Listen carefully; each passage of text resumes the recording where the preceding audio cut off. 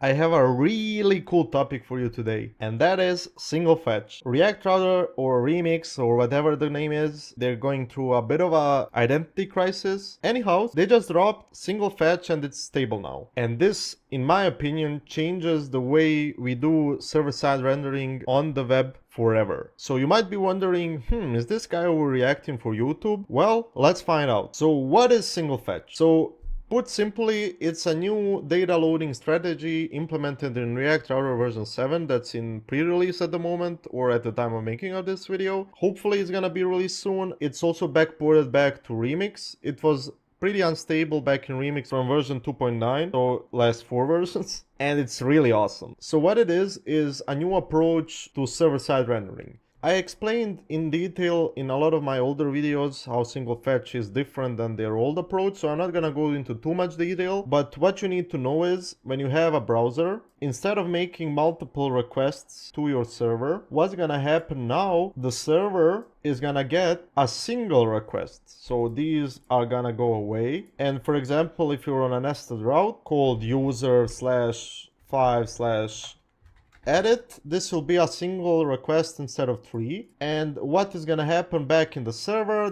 is gonna say, okay, send this in parallel to multiple loaders. So loader 1, loader 2, loader 3. And then all of these loaders are gonna respond back to the server like this and this. And what is gonna happen is the server is gonna send a response back. And the cool thing about all of this is that instead of sending it right away, you can add middleware in between. So for example, you could add middleware layer here, and then first of all, the request comes through, it goes to the middleware, and then the middleware responds to the server. And there's a bunch of other cool things about this approach, and we're gonna cover it shortly, but this is the gist of it. So that's how single fetch works in essence. And the only difference in the communication between the browser and the server is the fact that you have a single outgoing request and a single incoming request from the server. So if we switch back to the article, the coolest part for me is that types such as date, error, promise, regular expressions, some of the class properties and functions can be sent across the wire, and what happens is they stay the same type as they were sent. So for example, if I switch back to Excalibur, so what would happen before is, let's say you were returning a date from your server, so this date here would travel across the wire to the client, but it would become a string. Because you can't send dates across the wire, they need to be serialized and they become strings. So this new approach uses TurboStream under the hood, and TurboStream allows you, instead of turning this to string, when you send it from the server and it's a date, it's going to go through the TurboStream, and the TurboStream is gonna decode it back to a date on the client for you. So by the time it reaches your browser component, the date is gonna be a date, it's not gonna be a string. So you don't have to do this manually yourself. And this also works for promises, which means it can stream promises. And why is this cool? Well, for example, let's say you have a promise here and you did something like db user find, and this is a promise. So this starts on the server, but you return it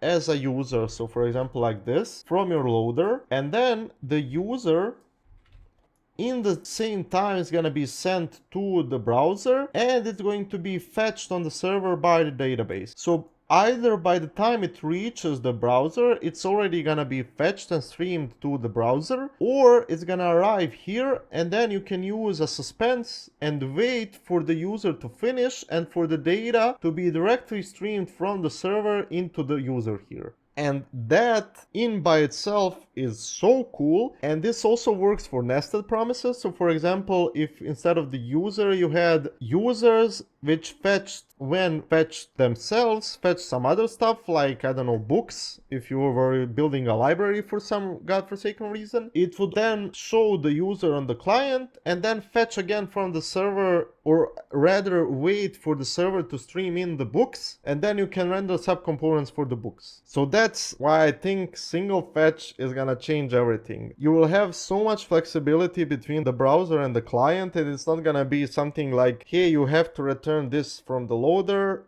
hey, you have to do this in the client. It's just gonna be, here, return whatever you want, we're gonna do everything for you behind the scenes. And that in of itself is so impressive and so cool, and it's such an amazing feat of engineering that we get this in 2024, even though at the same time some developers don't know how to hide horizontal scroll on their websites, but that's a whole different story, is mind-blowing to me. So let's go back to the docs and go on through. So another thing I love about single fetch, so these are the docs on how to get started with them. The easiest way to get started with single fetch is just upgrade to node 20 and then set this to true. And I think you have to add, if you're on node 20, you skip this and you skip a lot of these things. And then you just basically add the types in, I think, if they didn't remove that as well. But anyhow, here is an example of how single fetch is gonna work. So you have your loader here, so this is executed on the server, and you have comments, and as you can see here, they're not awaited like the block data is, they are a promise. So these comments are returned by the loader, and this is a promise. And then you have published,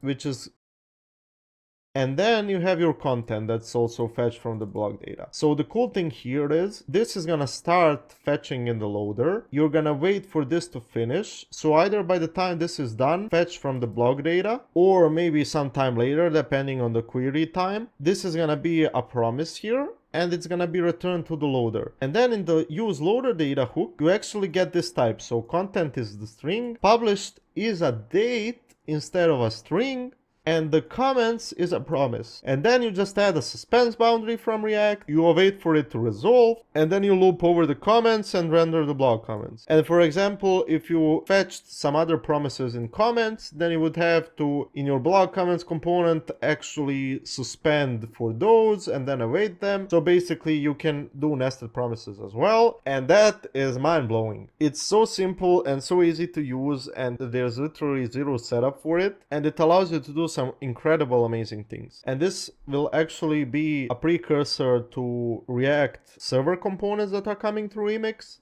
And I think you could even maybe get it to stream JSX right now, but I'm not really sure, so don't hold me to that. Maybe it works, maybe it doesn't, I really don't know. But another cool thing I wanted to show you about single fetch, and yeah, here is what I was talking about earlier. So you declare a module and override the types. But what I wanted to show you is, if we scroll down and we found the resource routes here. So the cool thing about resource routes is they're basically like API endpoints, and you can either hit them externally or from your Remix app, and they're usually hit with fetchers if you're in the Remix context. If you're not, you're probably hitting it in a different way. So for example, with your third-party server or something like that. Or when I say third-party, I mean your server, but it's a third-party compared to the Remix app. So Remix is automatically going to figure out if it's coming internally or not, and based on that, either respond with JSON or with the turbo stream. So something to keep in mind is they're gonna change this behavior in the future, where you will, if you wanted to always respond with JSON, you're gonna have to create your own JSON response, and you can easily do that with response.json. You can see examples here. So for example, you would just do return response.json here instead of returning a naked object, and that's pretty much it. And another cool thing is, if I go down to the bottom, revalidations. So this kind of flew under the radar, but this is huge if you're building any sort of form in Remix, and you're probably building a ton of forms because the whole World Wide Web is a bunch of forms that we enter, and 99% of applications are just fancy forms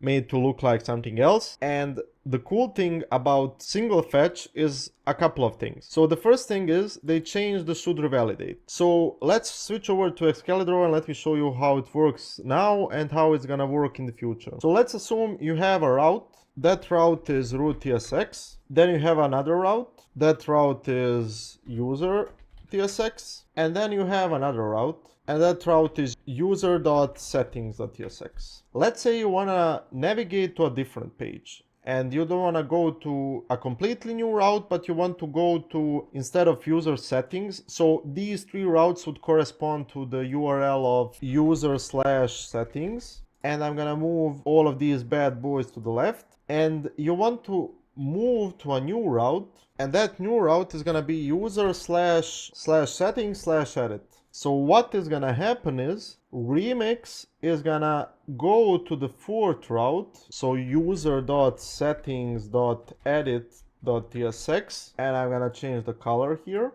And all of the old routes are not gonna fetch new data because they assume that you don't really need it, and if you wanted to fetch new data, you would have to add a should revalidate hook in order to fetch new data. So now with the new single fetch behavior, instead of just fetching for the user.settings.edit, it's going to fetch for all of the routes. So all of these are gonna revalidate. So the difference is single fetch, you fetch again for all of them, and before you fetched for only the user settings edit. So that's the first thing that's gonna change. And you can opt out of this with should revalidate, so you have a lever to pull. And this is kind of a good or a bad thing depending on how heavily you were relying on this behavior. But this could cause some issues where you wouldn't revalidate properly. And for example, if you went to a new page and you relied for your route to refresh, it wouldn't refresh, so you would end up with stale data or something like that. So I think this is a good change. And if I go back to the docs, this here is the biggest thing for me. So submission revalidation behavior. And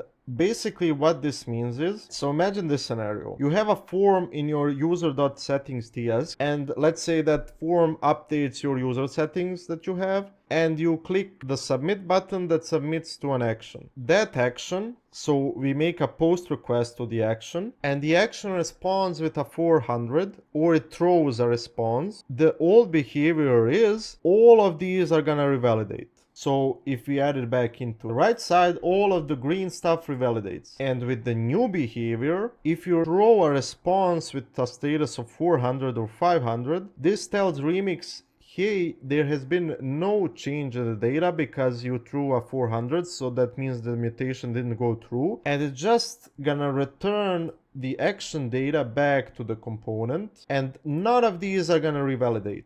And why is this huge? So this is huge for the following reason. You have your form on the user settings. So previously what you had to do is when you submit to an action, you would then have to wrap your action with a try catch block that would catch the 400 that came from your validation or anything else, and then return a 200 response back to the client, and then the client would handle it. And this was really cumbersome because you would have to do the try catch stuff. You would have to make sure you return a 200, especially if you only did server-side validation for your forms. This was a headache to go through, so you would have to do all types of shenanigans. So the good thing now is if you return a 400, nothing revalidates, everything stays the same, and then you can just show the errors in the form without actually having to go through all of this dance. And the reason why it didn't work before is because when you return this to the client, it would end up in the error boundary, and the reason it ended in the error boundary is because it was a 400 response. So you would kill the form state, you would kill your form, you would kill your actual whole page, and you would have to start from scratch. So this is huge, at least in terms of developer experience. Although it is a breaking change, but if you were returning responses, it doesn't matter for you. You can just change this quickly. You probably had a wrapper or something. But I think single fetch is one of the coolest things they added into Remix or React Router or whatever you want to call it. And this is going to change everything. All of these goodies are available to you right now in the Remix version 2.13 or the pre-release of React Router. I would recommend you try it out in Remix first, at least for playing around with it, because it's stable there and you don't have to worry about some random bugs popping in React Router version 7. And that's pretty much it. I hope you liked this video and you're excited about single fetch as much as I am. I think it's gonna be revolutionary in terms of developer experience and what you can do with it. It's kind of an amazing feat in of itself that you can actually stream promises and everything else through the wire, and I'm really excited about this. Let me know what you think in the comments, like the video, subscribe to the channel, and thank you for watching. See you in the next one. Bye!